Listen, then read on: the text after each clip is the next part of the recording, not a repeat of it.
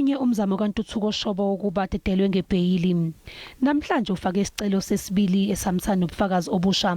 Umbuso uthi alukho ulwazi olusha bulethe phambi kwenkantolo, kodwa ummeli wakhe unombono ohlukile.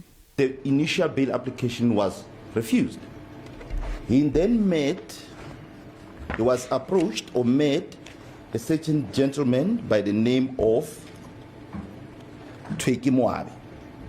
who then informed him that whatever he's incarcerated for, there was, of course, someone who was incarcerated for the same story. And this is what he told him. And that was after the first bail application. Ngesonto elidlule, umbuso wasebenzisa ubufakazi bukamakhalekhukhwini nemiyalezo WhatsApp ukuveza ukuthi uhlakahlo lukaShoba kungenzeka ukuthi lwalungelona iqiniso. Umbuso waveza ukuthi uShoba uxabukela kulelicala. There is a twist of the truth here, wherein the applicant wants to argue to this court that he assisted the police in catching Mr. Malepane. That is not true. That's false. uShoba utshele inkantolo ukuthi ukuvalelwa kwakhe isikhathi eside esitokisini kubeka engcupheni umsebenzi wakhe.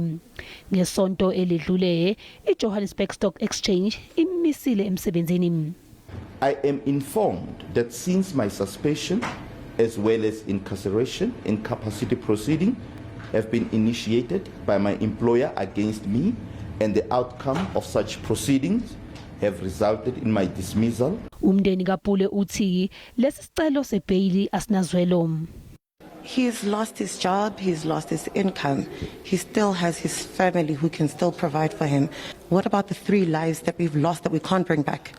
I think there is a level of disrespect and insensitivity. Imantshi yaseRuderport izonquma ngesicelo sebheyili mhla ziyikhombisa kuNhlaba.